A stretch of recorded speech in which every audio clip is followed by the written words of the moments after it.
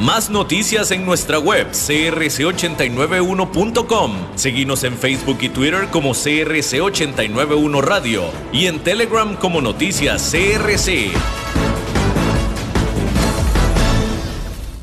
CRC 89.1 Radio y Cadena Radial Costarricense no se hacen responsables por las opiniones emitidas en este programa.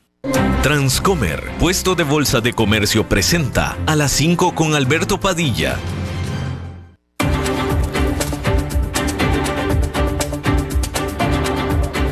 Inicia A las 5 con Alberto Padilla. Un programa diseñado con el objetivo de llevarte diariamente un tema de actualidad, acompañado siempre de reconocidos editorialistas. De lunes a viernes a las 5 de la tarde por CRC 89.1 Radio. A las 5 con Alberto Padilla. Hola, ¿qué tal? Saludos, bienvenidos a esta emisión de A las 5 con su servidor Alberto Padilla. Muchísimas gracias por estarnos acompañando. Gracias por estar ahí. Le mando cálidos saludos desde la señal y las instalaciones de CRC 89.1 Radio en San José, Costa Rica, desde donde estamos transmitiendo hasta el punto, en el tiempo y en el espacio en el que usted nos está escuchando, porque estamos saliendo en diferentes vías simultáneamente, por ejemplo en Facebook Live, en la página de este programa, A las 5 con Alberto Padilla. Estamos también disponibles en el canal de YouTube de este programa. Estamos también en podcasts, en las más importantes y diferentes plataformas para ello, como Spotify, Apple Podcast, Google Podcast y otras 5 importantes más. Aquí en Costa Rica, este programa que sale en vivo en este momento a las 5 de la tarde se repite todos los días a las 10 de la noche aquí en CRC 89.1 Radio. En esta ocasión me acompaña al otro lado de los cristales, tratando de controlar los incontrolables, el señor David Guerrero, y la producción general de este programa, siempre poderosa, desde Bogotá, Colombia, a cargo del señor Mauricio Sandoval.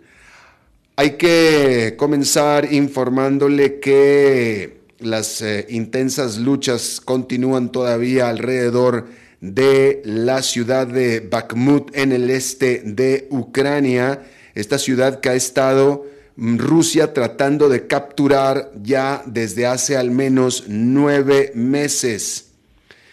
El secretario de Defensa de los Estados Unidos, Lloyd Austin, dijo al respecto que lo que es y se considera una retracción de las fuerzas ucranianas pudieran perfectamente tratarse de ser un solamente reposicionamiento y no necesariamente eso, un retroceso o una retirada.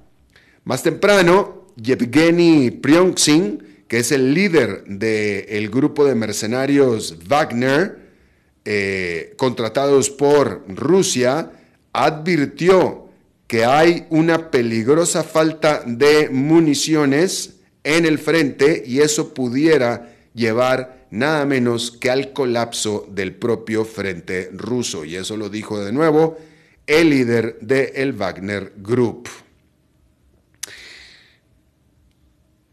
El presidente de Taiwán, Tsai Ing-wen, se reunirá con el vocero de la Casa de Representantes de los Estados Unidos, el republicano Kevin McCarthy, en California el próximo mes de abril. McCarthy antes había prometido que él visitaría Taiwán, quien está temiendo, Taiwán, ser invadida por China. Pero sin embargo, parece ser que ahora McCarthy no quiere mayor provocación con los chinos y mejor prefirió invitar a Estados Unidos a la presidente de Taiwán. Así es que, pues ahí está eso, sobre todo en especial después de la visita que su antecesora, Nancy Pelosi, hiciera apenas en agosto del año pasado, lo cual desató que China lanzara misiles directamente sobre Taiwán por primera vez en la historia. De tal manera que no quisieron que esto se escalara. En aquel momento se informó, cuando Nancy Pelosi se apersonó en Taiwán, la Casa Blanca dijo, recuerden, Nancy Pelosi siendo demócrata y la Casa Blanca con Joe Biden, Y en aquel momento la Casa Blanca dijo, nosotros le pedimos a ella que no fuera a Taiwán, pero al final ella puede hacer lo que ella quisiera. Y que entonces, en teoría, ella por su propia decisión decidió ir a Taiwán, pero la Casa Blanca le pidió que no.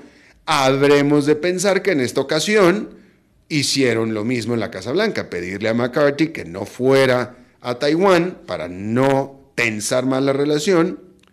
Pero el caso es que McCarthy tuvo la consideración, le haya dicho a la Casa Blanca o no, tuvo la consideración que Nancy Pelosi no tuvo, en el sentido de que mejor no remuevo más el lodo y sí me reuniré con la presidenta de Taiwán, pero mejor que ella venga a los Estados Unidos. Y de igual manera se va a enojar China, pero bueno, ahí lo tiene usted. Hay que decir que la líder opositora belarrusa exiliada, Svetlana Tikhanovskaya, recibió una sentencia a prisión de 15 años por su papel protagónico en la organización de las protestas en contra del dictador Alexander Lukashenko, quien se adjudicó la victoria en unas elecciones presidenciales disputadas en 2020. Tikhanovskaya, quien huyó hacia Lituania después de esta elección, fue sentenciada en ausencia en cargos o bajo cargos de alta traición y conspiración para tomar el poder. Es el mismo tipo de cargos que le levantan a uno en Nicaragua, ¿no? Es curioso cómo alguien que eres opositor, ¿no? en una democracia, en una democracia pues tiene que haber opositores, ¿no? Y tiene que haber pues opositores y en teoría las protestas, mientras no sean violentas, pues deberían de ser permitidas, legales, ¿no? Si uno corre por la presidencia, pues tienes opositores, tienes rivales, y los rivales pueden, pues son esos rivales, pero no. En Bielorrusia, al igual que en Nicaragua, ahí no hay rivales, ahí no hay opositores, ahí hay traidores a la patria y conspiradores para tomar el poder. Fíjese qué curioso. Un rival político no es un rival. Un opositor político no es un opositor, no. Es alguien que está conspirando para quedarse con el poder. Pues sí es cierto. Pues sí, si estamos en una democracia, yo soy tu opositor, sí estoy conspirando para quedarme con el poder, efectivamente. Claro, solo que es ilegal. Ok, qué bien que sí, solamente que es ilegal. Y esa es la vida del opositor en Bielorrusia, pero también en Nicaragua, porque es exactamente lo mismo. Bien, hablando de esas cosas, también hay que decir que el líder absoluto de Irán, el ayatollah Ali Khamenei, denunció que los presuntos envenenamientos que se ha dado a niñas escolares es un crimen que no tiene perdón, y dijo que si se prueba que fueron deliberadas estas acciones, los culpables deben de ser ejecutados. Y es que desde noviembre, cientos de niñas de al menos 25 de las 31 provincias de Irán han tenido que ser atendidas médicamente en hospitales por envenenamiento, presuntamente. Estos presuntos ataques, los cuales podrían ser un asalto a la educación de las mujeres, han desatado pues condena y enojo generalizado en este país de Irán, que ya de por sí venía siendo sacudido por protestas anti-régimen y específicamente anti-ayatollah Ali Khamenei. Y bueno, el Banco Mundial detuvo las negociaciones que estaba teniendo con Tunisia sobre el futuro financiero y económico de este país por una diatriba anti-inmigrante que tuvo nadie menos que el presidente de Tunisia.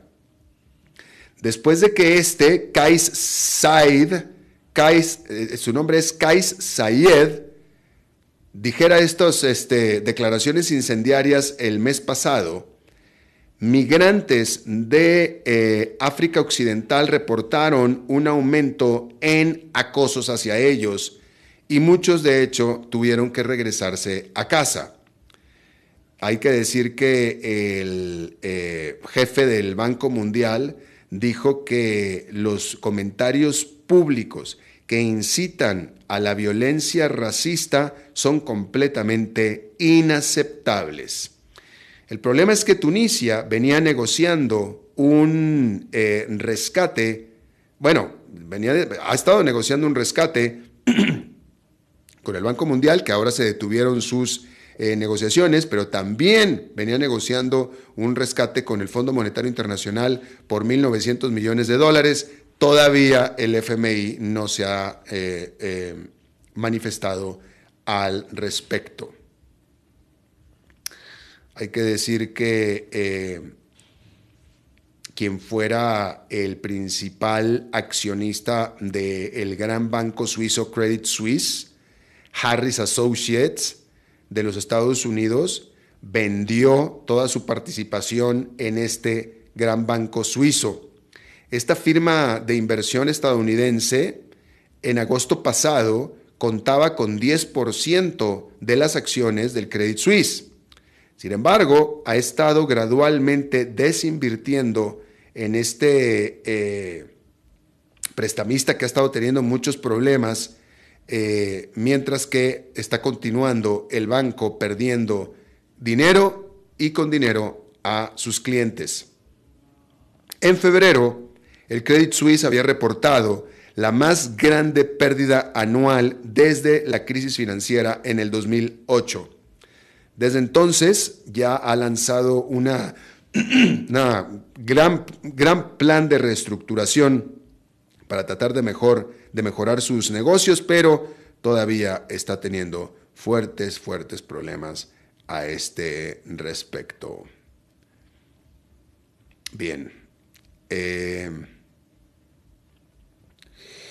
Déjeme informarle que en Chile, el año pasado, y aquí se lo informamos y lo estuvimos siguiendo, los chilenos, los ciudadanos, de manera masiva rechazaron la que era la nueva propuesta, la nueva versión de constitución del país, con un 62% de los votos en contra de la implementación de esa constitución, que les estaban preguntando a los ciudadanos si esa era la constitución que querían. Y dijeron, no la queremos, el 62%. Bueno, pues hay que decir que a partir de este lunes, un nuevo comité está comenzando otro intento por otra nueva constitución diferente. Aquella que rechazaron el año pasado tenía 388 artículos y que en ese momento, si se hubiera aprobado, hubiera sido la más grande texto de constitución en el mundo. Aquel documento que fue desarrollado sobre todo un año después de que se dieran aquellas masivas y violentas protestas en Chile en el 2019, resultó que era demasiado amplio en su alcance en comparación con lo que normalmente es una constitución de cualquier país. Aquella era demasiado amplia, ¿sí? Y fue diseñada por lo que se le conocía como una convención constitucional, que en ese momento estaba totalmente pesada, llena de izquierdistas, que esa es la verdad, estaba demasiado izquierdosa. Tan izquierdosa que los chilenos querían una constitución izquierdosa, porque pues, lo último que venía haciendo Chile era izquierdoso, era más bien derechoso. Entonces querían una más izquierdosa. Y bueno, se las diseñaron y dijeron, no, nada más que no tanto. Así es que te me moderas un poco más. En aquel momento, aquella constitución venía siendo apoyada por el presidente izquierdoso de Chile, Gabriel Boric, ¿sí? En aquella constitución que se rechazó, por ejemplo, venía sacrosanta en la constitución el derecho de huelga de los sindicatos, por ejemplo. Y también debilitaba las leyes de derecho de propiedad, por ejemplo, entre otras cosas más. Los economistas estaban estimando que esa constitución hubiera incrementado el gasto gubernamental hasta por un 14% del Producto Nacional Bruto. 14%.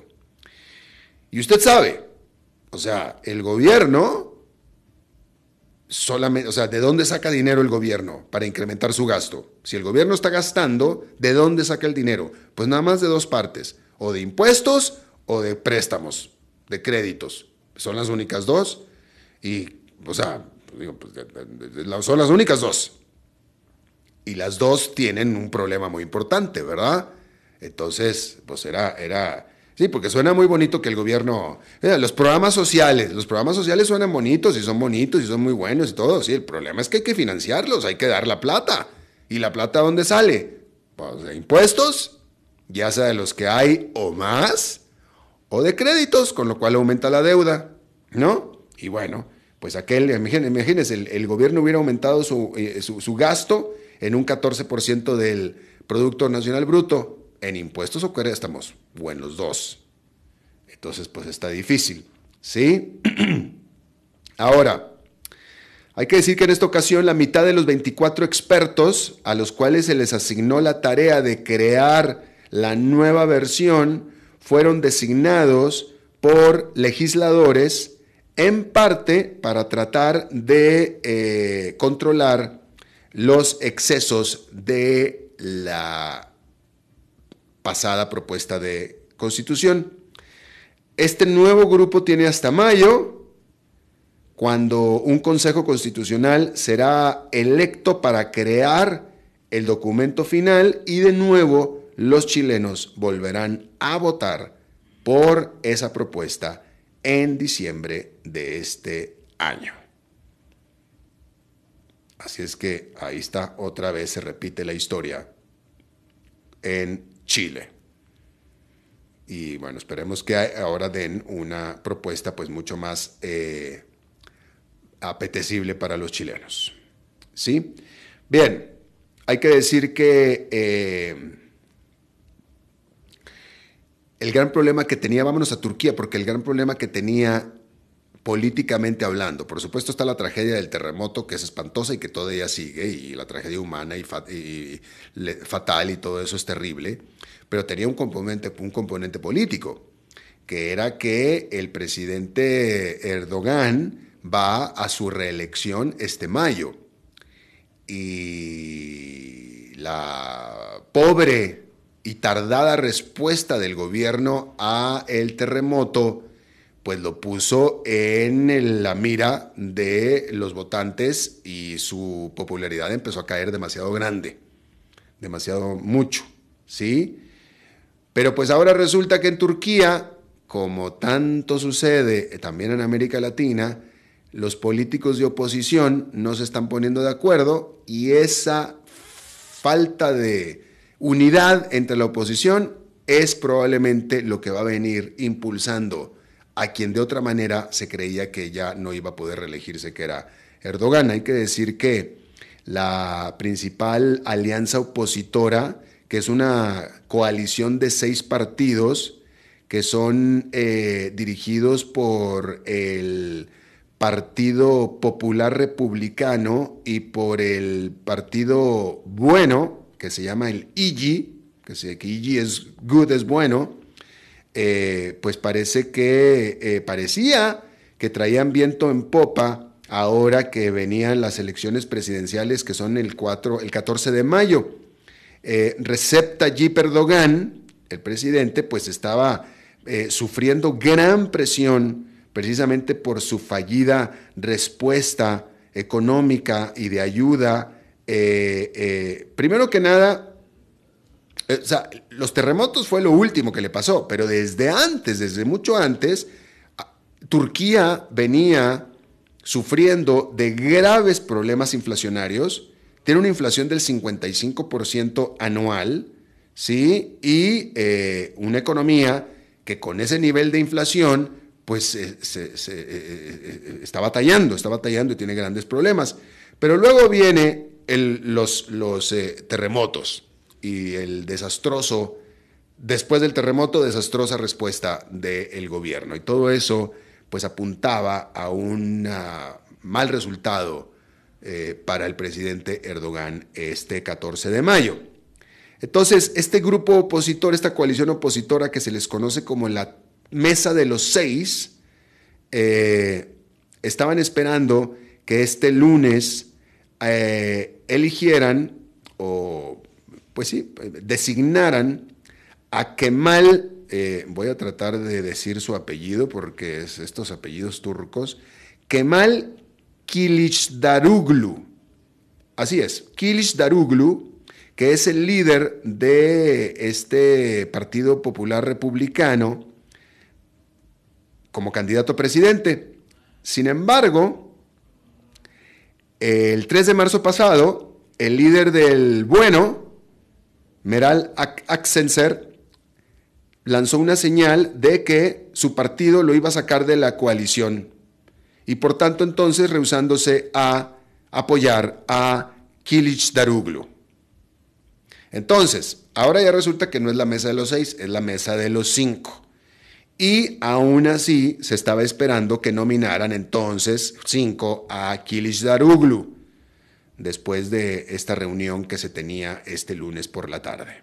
¿Sí? El líder del Bueno, Akşener, podría, se espera, decidir que él mismo va a correr por la presidencia como candidato de su partido, o también puede reconciliarse con Kılıçdaroğlu y apoyar la candidatura, o incluso pudiera decidir apoyar a Erdogan. Pero el punto de todo esto es que con la oposición dándose de palos, pues Erdogan seguramente se está frotando las manos porque el único que tiene para ganar es él. Antes hubiera corrido a la presidencia o defendido su silla presidencial ante un candidato, cosa que era algo, perspectiva temible. Pero pues ahora puede ser contra dos más,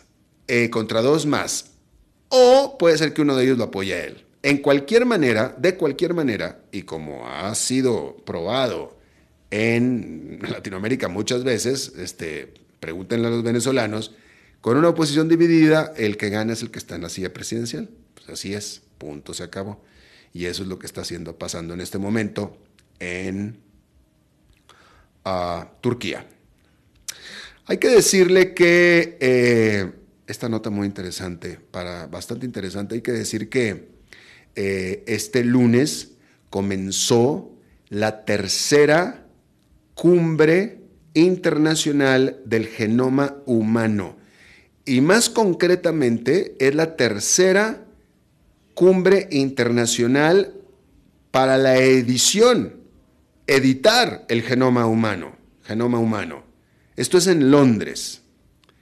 Hay que decir que justo antes de la última cumbre al respecto, que fue en el 2018, usted recordará esta nota de aquel investigador chino que anunció que había creado a los primeros bebés del mundo genéticamente editados o modificados, que en aquel entonces recibió condena mundial esta noticia, que en este momento realmente, y no me metí a investigar, pero nunca, que yo recuerde, nunca se presentaron al público estos famosos bebés.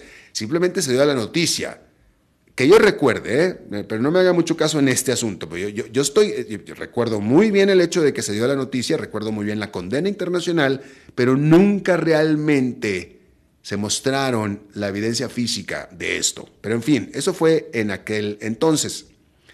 En esta ocasión, pues no se espera que vaya a haber un bombazo de ese tipo, ¿verdad? Para nada. Pero pues bueno, sí, al final de esta cumbre, pues sí, vamos a estar escuchando acerca tanto de las esperanzas como de los temores para esta tecnología del genoma humano, de la edición y la modificación del genoma humano, que pues cada vez está siendo mucho más generalizada.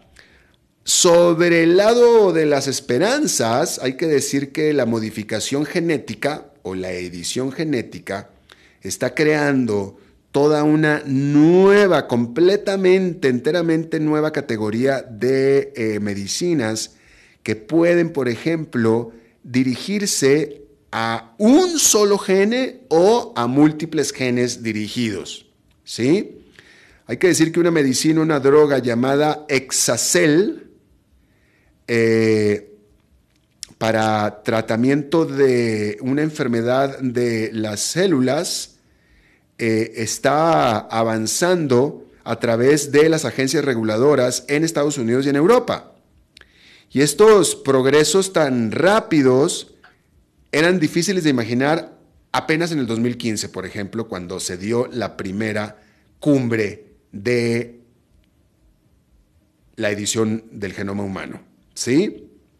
Ahora, hay que decir que los temores, ya hablamos de las esperanzas, los temores son también muy significativos, porque el hacer cambios a la genética, porque no nada más es que se modifique la genética de un humano, sino que esta modificación se hereda, uno la pasa, uno hereda los genes, ¿sí? Y uno hereda los genes que trae, y si a uno trae genes que le modificaron, pues eso va para adelante, va para adelante. Entonces, por supuesto que esto hace que la modificación genética pues sea simplemente un terreno minado ético, con muchísimas consideraciones, demasiadas consideraciones, ¿sí? Porque, por ejemplo, la perspectiva de un patógeno genéticamente modificado pues representa un gran reto a la seguridad, por ejemplo, ¿sí? Por ejemplo, pues digo, los científicos lo hacen todo el tiempo, o sea, finalmente uno de los grandes temores es que los horrores que vemos en las películas de ciencia ficción se puedan realizar. Sí, porque, o sea, ¿no? Pues todo lo que usted ve, Walking Dead y los zombies y todo eso son imaginación. Pero como no sabemos y no pueden saber exactamente cuáles son completamente todas las implicaciones y resultados de modificar un gen o los efectos secundarios, o sea, ¿sí? O sea, bueno, podemos modificar estos genes sabemos que podemos modificar estos genes para curar esta enfermedad, el cáncer, por ejemplo, o un tipo de cáncer. Eso lo sabemos. Ok, muy bien, eso es muy bueno. ¿Y qué efectos secundarios puede tener esto? Eso no lo sabemos. Eso lo tenemos que hacer sobre la prueba. Y ahí es donde empiezan los problemas éticos, justamente. ¿Y si esto no sale mal? No, o sea, ok, le curamos el cáncer y luego creamos, ¿qué? Un Frankenstein, un monstruo. Lo hacemos zombie al hombre. Y ese es el problema. De ahí es que le digo que ya no se volvió a saber más de los famosos bebés chinos, aquellos que le estamos platicando. Pero pues en fin, en esta semana, al final de esta semana, vamos a tener algo de los resultados de esta cumbre de la edición del genoma humano en Londres. Vamos a hacer una pausa y regresamos con nuestra entrevista de hoy. A las 5 con Alberto Padilla, por CRC 89.1 Radio. Ok, gracias a todos por haber venido a la fiesta de despedida de don Alberto, quien cumple 30 años de trabajar para nuestra empresa. Y bueno, le llegó el día del retiro. Don Alberto, ¿por qué no viene acá y nos da unas palabras? ¡Que hable! Muchas gracias a todos. Solo puedo decirles que si alguien sabe de algún trabajito, que por favor me avisen. Es en serio. No me preparé para este momento y tengo que ver cómo consigo otro trabajo. No cometan el mismo error que yo. Transcomer, puesto de bolsa de comercio. Construyamos juntos su futuro. Somos expertos en eso.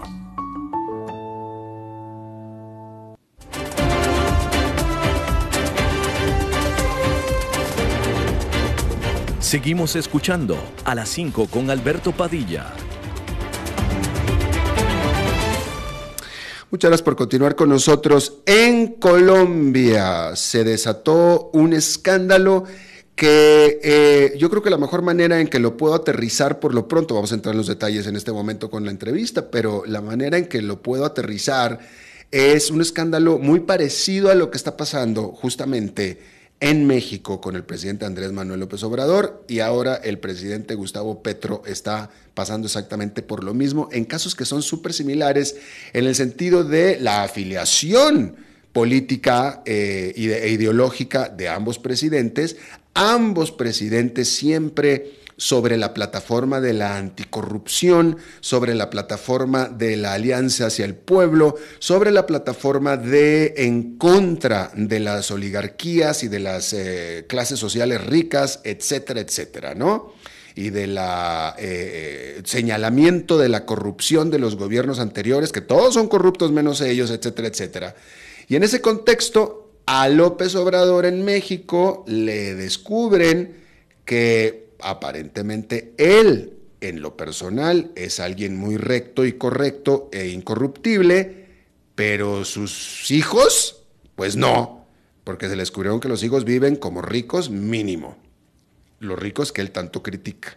Bueno, este fin de semana se descubrió que a Gustavo Petro le está pasando exactamente lo mismo. El hijo mayor de Gustavo Petro, quien es un diputado local, y no hay necesidad de que yo le diga cuánto gana un diputado local. Usted sabe cuánto gana un diputado local. En principio, todo político en América Latina debería de ser pobre. Los salarios de los políticos son bastante marginales.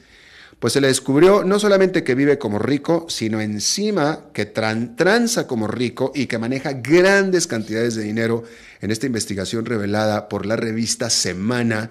Y justamente desde Bogotá se une a nosotros, y le agradezco muchísimo al periodista Jairo Lozano de la revista Semana. Gracias, Jairo, me da gusto saludarte. Alberto, el gusto es mío. Un abrazo para usted, para toda la audiencia. Un saludo especial desde Bogotá. Gracias, muy amable. Nada más para expeditar un poquito esto, todo esto, tú dime si sí o si no, todo esto sale de las declaraciones que hace la que fuera esposa del hijo de Gustavo Petro, pero lo que me llamó la atención es que ella revela todos estos asuntos, pero ella siempre me pareció que fue bien enfática diciendo: el presidente Gustavo Petro nunca supo nada de esto, no tiene nada que ver con esto. Aquí el corrupto es su hijo, no el presidente Gustavo Petro, ¿cierto?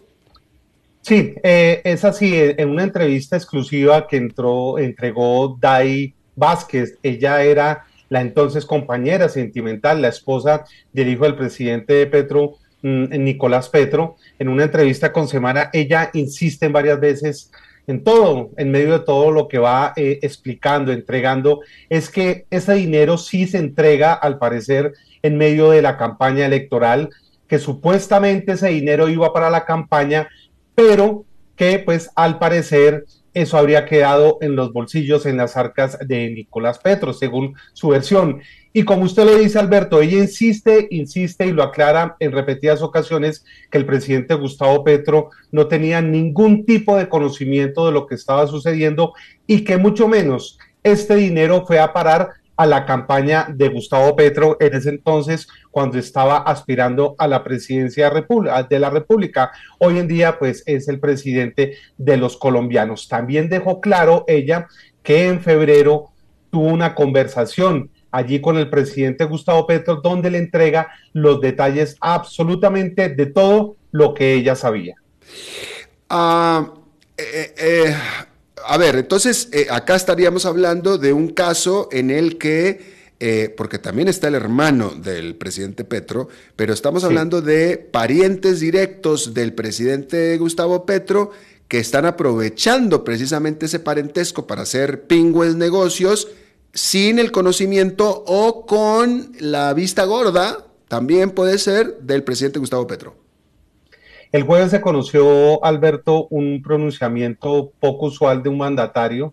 Lo hizo Gustavo Petro, donde le pide al fiscal general de Colombia, a Francisco Barbosa, que investigue a 2 personas. Y estamos hablando de 2 personas de su círculo familiar más cercano. su hermano Juan Fernando Petro y su hijo Nicolás Petro. Y esto tiene que ver, lo de Juan Fernando Petro, dice en ese escueto comunicado, con rumores que habrían llegado y por lo tanto pide a la Fiscalía que se investiguen estos hechos. Una cosa es el tema de Nicolás Petro y otro lo que tiene que ver con su hermano Juan Fernando. Juan Fernando se ha visto metido en una polémica, en un debate en lo que tiene que ver con el tema de la paz total que está buscando el presidente Gustavo Petro. Han salido señalamientos, recordemos que él incluso antes de llegar a la presidencia estuvo en unas reuniones en una cárcel aquí en Bogotá con varias personas y él lo ha explicado una y otra vez que este tema tiene que ver con la paz. Sin embargo, después se conoció una denuncia de Semana donde se habla que abogados se habrían aprovechado de esta paz total y estarían cobrando hasta $1 millón para que estas personas narcotraficantes entraran en este proceso de paz, Alberto. ¿Y cuáles son las pruebas que se tiene al respecto? Pues las evidencias en lo de Juan Fernando Cristo, pues hasta ahora no aparece ninguna evidencia en concreto. Lo que sí, y él lo ha negado todo, él ha negado absolutamente todo y él ha dicho que ha trabajado esto en medio de la paz. Lo que sí ha aparecido y lo ha reconocido es el propio comisionado de paz, Danilo Rueda, es que este hecho sí se está dando y que está siendo investigado ahora mismo por la Fiscalía. ¿Y cuál es este hecho, Alberto? El hecho de los narcotraficantes que sí estarían entregando mucho dinero para ser incluidos en la paz. Dice Juan Fernando en una entrevista que nos dio hace algunos días que él sabe por terceras personas, tuvo conocimiento de que se estaría utilizando su nombre. Eso es diferente, que se estaría utilizando su nombre para aprovecharse, para hacer negocios ilícitos en cuanto al marco de la paz. ¿Qué dice el hermano? ¿Cuáles son las primeras palabras que dice no el hermano? El hijo, Nicolás Petro. ¿Qué dice Nicolás Petro? Que en teoría debería estar viviendo el salario de ser diputado, del estilo de vida y porque ahí sí, ustedes mostraron pruebas, están los chats, están todas las conversaciones, son acusaciones directas de quien vivió con él, que fue su esposa, etcétera. ¿Cuáles son las primeras declaraciones que ha dicho al respecto? Que el dinero no viene de la mafia, es lo que ha dicho Nicolás Petro durante en un comunicado esta mañana. No vendrá de la mafia, entonces ¿de dónde?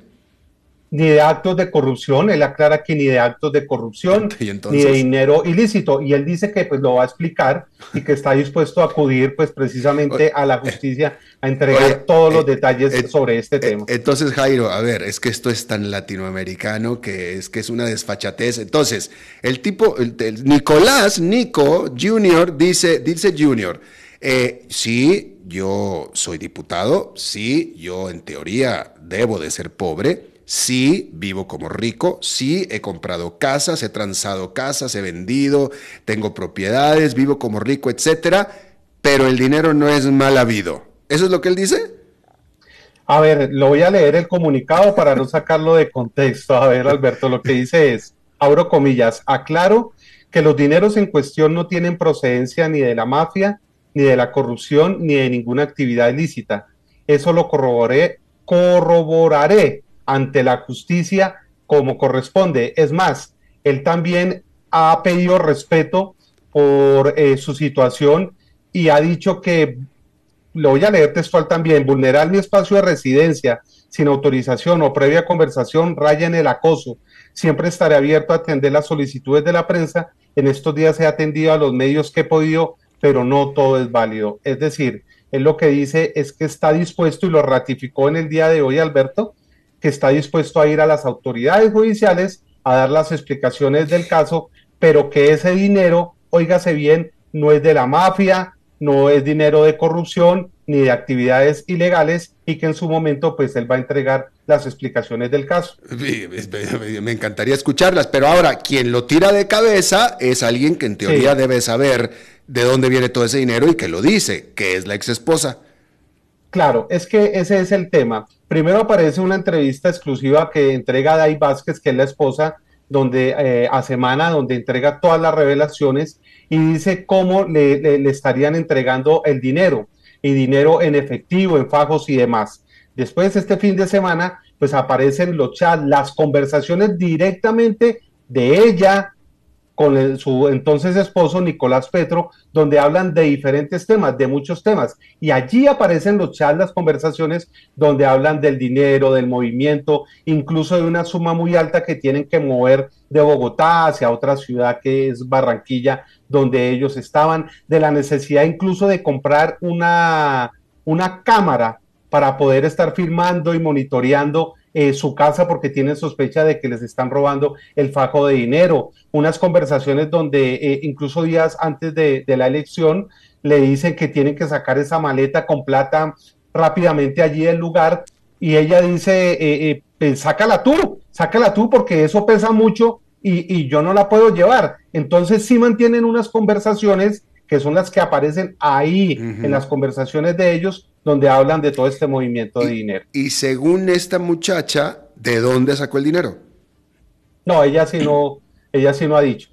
Sí, ella la explicación que da es que este dinero proviene de más de 600 millones de pesos que le habría entregado Samuel Santander López Sierra, es conocido como el hombre Malboro, un hombre capturado en el 2002 aquí en Colombia, extraditado en el 2003 y quien terminó pagando una pena de 18 años por narcotráfico en Estados Unidos y que regresó, fíjese esto Alberto, una cosa diferente a que hacen muchos de los narcotraficantes de Colombia que son extraditados hacia Estados Unidos, la mayoría de ellos busca quedarse allá, buscar negociaciones y no volver al país. Pues Santander López Sierra hizo lo contrario, vino a Colombia y le entregó este dato. Este señor está aspirando para las próximas elecciones, que son en octubre, a una alcaldía. Otra de la plata que dice que le entregaron, dice Day Vázquez, que le entregaron, eso aparece en un audio.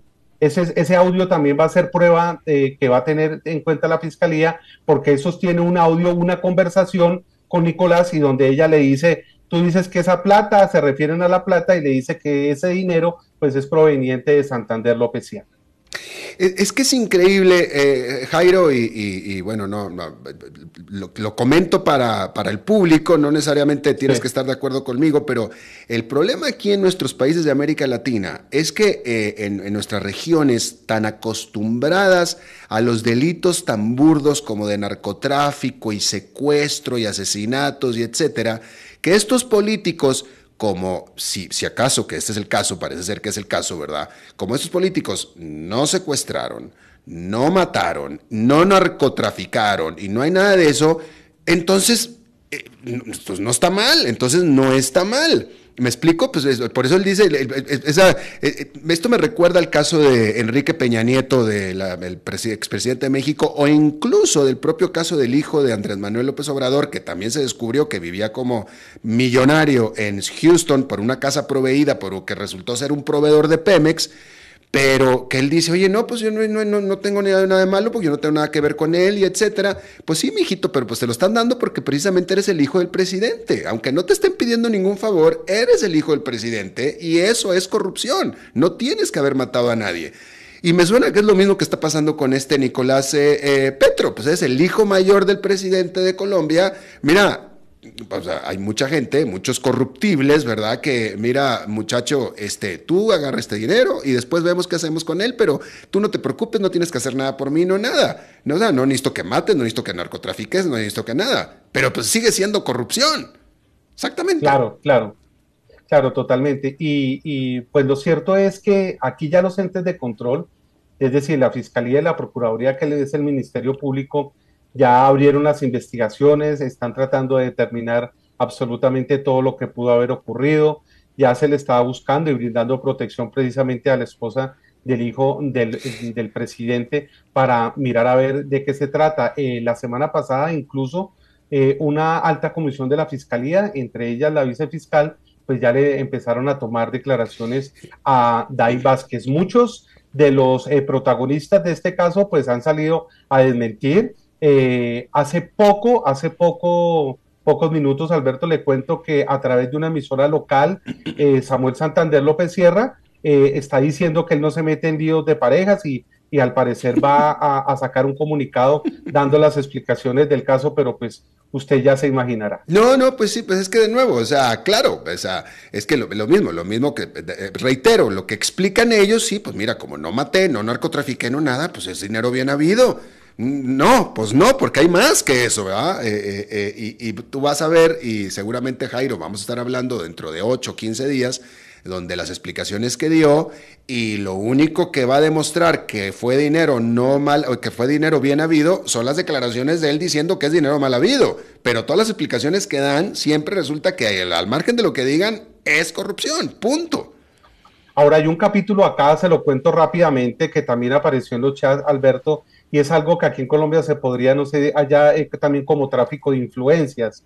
¿Y por qué? Porque aparecen conversaciones donde hablan de reuniones y citas con funcionarios, ministros exactamente, y otros funcionarios del alto gobierno. Ella, Day Vázquez, en la entrevista que entrega en semana, ella dice que prácticamente Nicolás Petro habló con todos los ministros. Durante las últimas horas, todos estos ministros que han salido señalados, pues han dicho que sí, sí se sostuvieron este tipo de reuniones, estos encuentros, pero que en ningún momento se habló de cuotas, pagos, contratos o algo que tenga que ver con burocracia.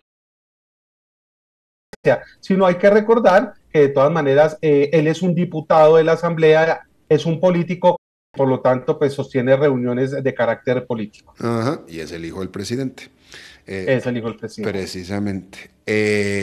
Y bueno, también hay nada más poner el contexto que lo mismo que Andrés Manuel López Obrador, Gustavo Petro, si hay alguien que criticó muchísimo por el estilo de vida de sus hijos, fue el presidente de Álvaro Uribe, que Gustavo Petro señalaba el nivel de vida que vivían los hijos del presidente Álvaro Uribe. Si hay alguien que era crítico de eso, era justamente Gustavo Petro. El pacto histórico, que es el partido de gobierno, el partido del presidente, desde el propio jueves y viernes, sacó un comunicado y varios de sus miembros se han pronunciado y lo que han dicho es que el presidente nada tiene que ver con estos actos supuestamente irregulares y que por el contrario fue el mismo mandatario de los colombianos quien el jueves, a través de un comunicado, él mismo le pide al fiscal general que investigue tanto a su hermano como a su hijo por estos hechos y que él dice que esperará cuáles son las decisiones, pero respetará los fallos de los jueces aquí en Colombia. Sí, no, igual. López Obrador tampoco tiene nada que ver con lo de su hijo, pero eso no quita que es su hijo, precisamente. Y que su papá se maneja sobre la base de la honestidad y la anticorrupción y etcétera, etcétera. Pero en fin, Jairo, pues este asunto me parece que ya tiene patas, pero pronto va a tener incluso alas, así es que nos va a dar para mucho más que hablar en los próximos semanas y meses. Te agradezco mucho, Jairo Lozano, de la revista Semana, quien dio a conocer este escándalo durante este fin de semana. Jairo, gracias. No, a usted, Alberto, un abrazo grande, un saludo desde Bogotá y a toda su audiencia. Un abrazo y como usted lo ha dicho, vamos a quedar muy pendientes del desarrollo de esta noticia que pues ya se podrá imaginar abarca toda la atención aquí en el país. Totalmente, gracias. Vamos a hacer una pausa y regresamos con más. A las 5 con Alberto Padilla, por CRC 89.1 Radio. Ok, gracias a todos por haber venido a la fiesta de despedida de don Alberto, quien cumple 30 años de trabajar para nuestra empresa. Y bueno, le llegó el día del retiro. Don Alberto, ¿por qué no viene acá y nos da unas palabras? ¡Que hable! Muchas gracias a todos. Solo puedo decirles que si alguien sabe de algún trabajito, que por favor me avisen. Es en serio. No me preparé para este momento y tengo que ver cómo consigo otro trabajo. No cometan el mismo error que yo. Transcomer, puesto de bolsa de comercio. Construyamos juntos su futuro. Somos expertos en eso.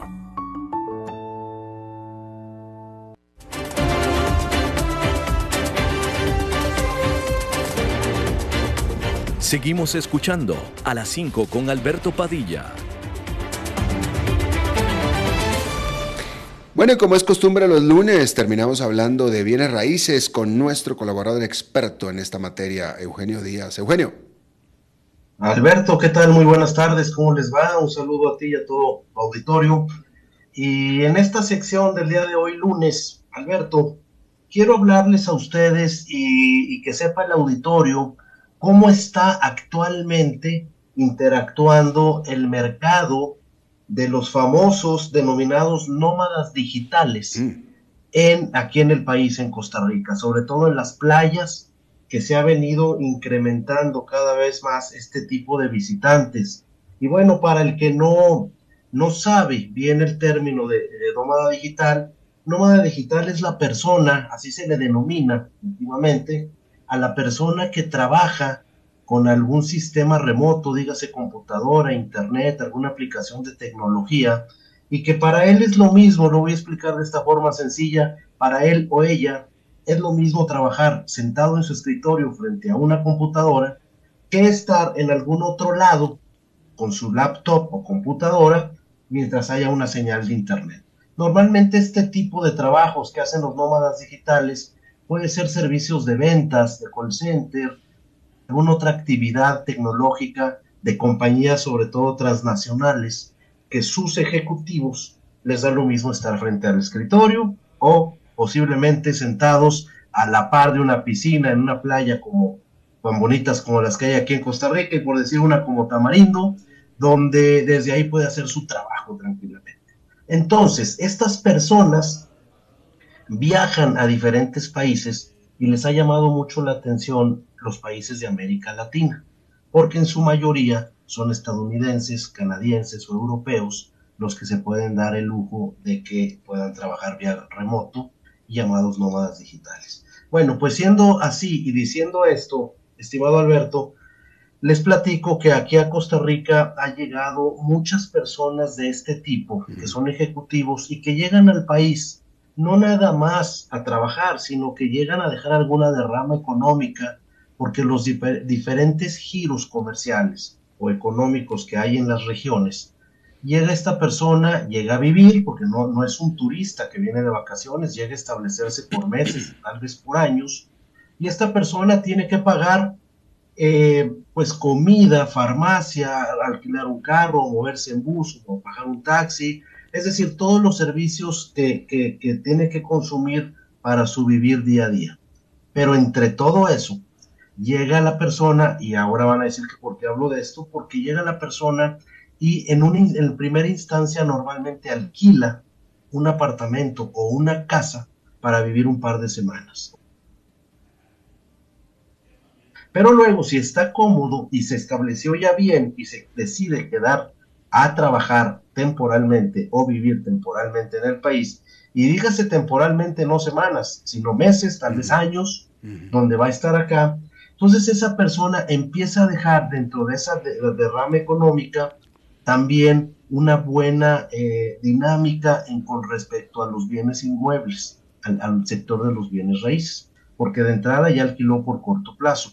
Cuando él decide quedarse, entonces alquila normalmente una casa o apartamento, pero a un largo plazo, ya por 1 año, 2 años, 3 años. Y después, cuando él ya se estableció acá, decide entonces comprar. Y compra su propio apartamento, su propia casa o lugar donde se va a quedar a vivir. Y les quiero decir que esto es una realidad. En Costa Rica lo estamos viviendo cada día. Cada vez llegan más de estos extranjeros a vivir al país, y sobre todo yo le doy mucho de esto ha sido también iniciativa e incentivos del gobierno, porque en julio del año pasado se aprobó la ley de nómadas digitales. Esta ley que les da ciertas facilidades a las personas que vienen con esta intención y que se autodenomina nómada digital, para que puedan tener exenciones en cierto tipo de impuestos, en cierta importación de equipo de trabajo como computadoras, cámaras fotográficas, etcétera. Pero lo más importante, que les dieron una muy buena incentivo en cuanto al trámite de su cédula de residencia y la estadía que pueden estar en el país, que pueda ser más de 90 días. Todo esto es una ley que se aprobó por la Asamblea Legislativa en julio del año pasado, y esto ha hecho que realmente la gente que ya de por sí prefería Costa Rica, con estos incentivos han llegado cada vez más. Así es que felicitaciones por eso y todas las personas que nos escuchan en las zonas turísticas sobre todo, porque aquí en el GAM también llegan, pero llegan más a las zonas turísticas. Es personas que han comprobado que esto ha traído una mejor derrama económica y en la actividad inmobiliaria no se diga. Ese es el comentario de hoy, estimado Alberto. Y rápidamente, Eugenio, desde tu punto de vista, a lo mejor ya hasta lo dijiste, pero no estaba yo dormido o algo, pero desde tu punto de vista como experto en bienes raíces, ¿has notado actividad desde tu trinchera con respecto a la llegada, a la cantidad de llegada de estos nómadas en el sentido de la mayor demanda de departamentos y de etcétera? Bueno, por supuesto, sí, es una realidad. Esto se disparó a raíz de la famosa pandemia que vivimos y de esos encierros llegó mucha gente. Pero no obstante que pensamos que cuando terminara esa pandemia, esos encierros, y que la gente volvía a regresar a las oficinas, no, siguió ya como costumbre en muchos de ellos el home office y más estos nómadas digitales. Yo les quiero decir que el día de hoy, a este año 2023, y no se diga el 2022, cada vez llegan más y más y más de estas personas. Es muy dinámico y sobre todo que están prefiriendo a Costa Rica como uno de los principales destinos de América Latina. Bueno, pues Eugenio Díaz, cuéntanos rápidamente tu programa. Con mucho gusto, Alberto. Mi programa que tengo el honor de conducir en esta misma emisora CRC 89.1 es los sábados de 1 a 2 de la tarde. Estimado Radio Escuchas, no se lo pierda, el programa Club Inmobiliario, donde analizamos las tendencias y todo lo relacionado con el sector inmobiliario, tanto nacional como internacional. Todos los sábados de 1 a 2 de la tarde. Gracias, Eugenio Díaz, te lo agradezco. Con mucho gusto y que tengan una feliz semana. Igual el próximo lunes nos vemos de nuevo. Y bueno, pues eso es todo lo que tenemos por esta emisión de A las 5 con su servidor Alberto Padilla. Muchísimas gracias por habernos acompañado. Espero que termine su día en buena nota, en buen tono. Y nosotros nos reencontramos en 23 horas. Que la pase muy bien.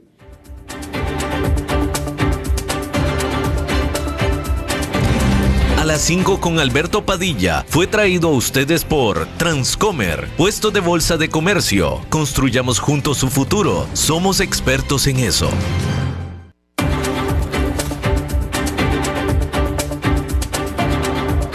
Concluye A las 5 con Alberto Padilla.